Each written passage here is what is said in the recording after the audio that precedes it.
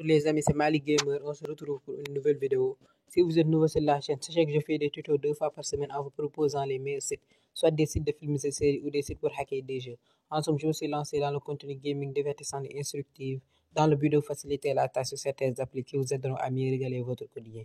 On va entrer dans le vif du sujet. Aujourd'hui, on va parler de la progression barcelonaise lors des années 2021-2022. Parce que nous savons, cette année, le Barça n'a pas été vraiment très fabuleux. On n'a pas été très brillant comme les années passées, mais bon, on a géré. Avec l'arrivée de Xavi, ça s'est un peu stabilisé. Et ça nous a permis de maintenir jusqu'à la fin de la saison et de nous qualifier en Ligue des Champions. C'est grâce à Xavi si on s'est qualifié en Ligue des Champions et grâce à quelques recrues qu'on a en pleine saison comme le recrue d'Aubameyang qui a été très décisif pour notre qualification en Ligue des Champions. Maintenant, on va entrer dans le profil du Barça. On va voir ces données statistiques et on va pouvoir faire un bilan de cette saison.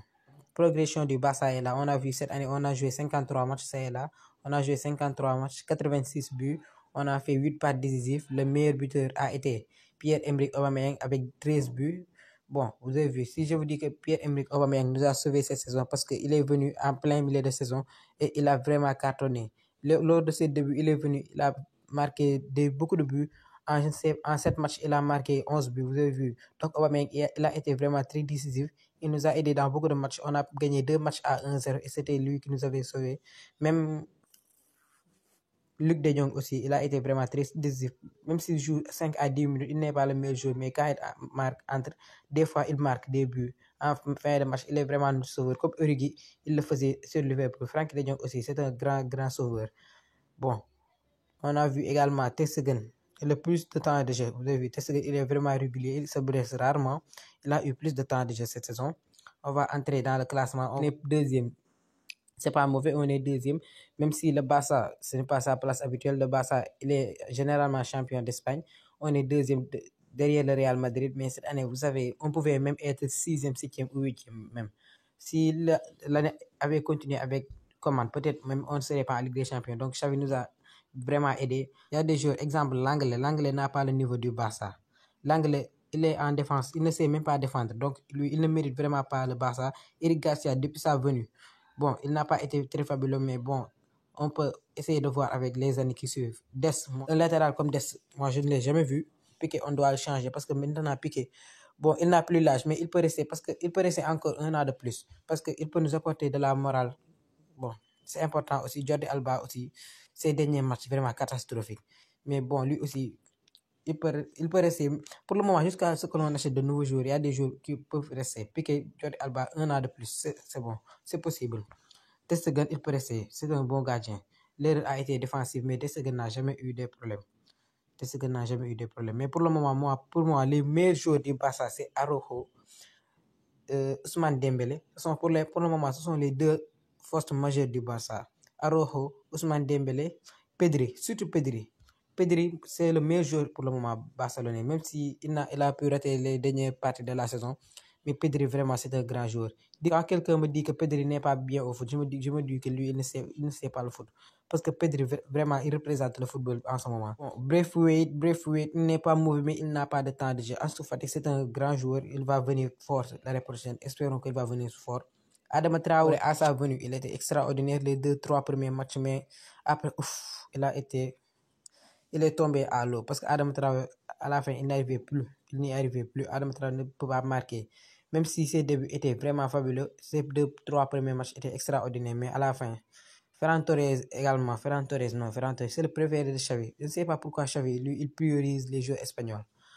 J'ai entendu que Xavi voulait de Morata en Barça. Xavi voulait de Morata. Pour le moment, Morata, qu'est-ce que le Barça cherche sur Morata? Si on a la possibilité d'avoir Lewandowski, qu'est-ce qu'on a besoin? Est-ce qu'on a besoin de Morata? Moi, c'est ce que je me demande. Parce que Morata, est-ce qu'il a le profil du Barcelone? Morata, il n'est pas assez décisif. Il est bien, il sait jouer, mais il n'est pas assez décisif. Pour un 9, un numéro 9 doit être très décisif. Bon, ce n'est pas ce que j'ai vu sur Morata. Des joueurs, ils doivent quitter l'équipe. Frankie de Jong, il doit rester aussi. Pour transfert, Lewandowski, c'est presque fait. Lewandowski, bon, on va se dire c'est presque fait parce que Lewandowski, il ne veut carrément pas rester au Bayern. bon, il a privilégié le Barcelone pour le moment. Donc, on peut dire que c'est carrément fait parce que récemment, on a proposé une somme de 30 millions d'euros pour Lewandowski. Je crois qu'on va réussir à l'avoir cette année. Donc, on aura Lewandowski, on aura également Christensen. Bon, cette année, le Barça promet du lourd, promet un grand mercato. Espérons que cette année, le Barça va devenir le grand Barça, le Barça des grands temps. Parce que Xavi, moi, pour le moment, je sais que Xavi, il va amener loin l'équipe, mais il va falloir laisser ses privilèges, de plus privilégier les joueurs espagnols. Parce qu'on sait que lui, il privilège les joueurs espagnols. Bon, on va essayer de faire le bilan de cette saison. Cette saison, elle n'a pas été catastrophique, mais elle a été moins bien que les saisons passées. On peut dire que cette saison, elle a été moins bien que les saisons passées. Même si Xavi, son arrivée a été vraiment très avantageux. Depuis son arrivée, on a vu le Barça promettre quelque chose, promettre un peu de jeu. On a vu un peu de dynamisme. Les joueurs sont un peu plus réguliers par rapport au temps de commande. Les joueurs sont plus réguliers. Bon, on peut dire également que Ousmane Dembélé a retrouvé son niveau. Ousmane Dembélé a vraiment retrouvé son niveau. Il a fait une fin de saison extraordinaire, une fin de saison, un bon fin de saison. Moi, je ne veux même pas qu'il quitte le Barça pour le moment. S'il continue comme ça, bon, il peut être un joueur top, un joueur majeur du Barça, même si ces temps-ci, il est plus proche du Paris Saint-Germain que du Barcelone, parce que le dossier semble presque être fait. Il va quitter le Barcelone, c'est sûr, il va quitter le Barcelone. Bon, moi, c'est ce que je ne veux pas, ce n'est pas ce que je souhaite. Ce n'est pas ce que je souhaite. Je souhaiterais qu'il reste au Barcelone.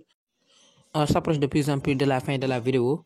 Dans cette vidéo, l'objectif était de parler de la progression barcelonaise en 2022. Merci d'avoir regardé la vidéo en intégralité. N'oubliez pas de vous abonner et pensez à laisser un pouce bleu. Ça nous permettra d'avoir un meilleur référencement sur YouTube. Donc, on se capte pour la prochaine fois, pour une prochaine vidéo. Merci les amis.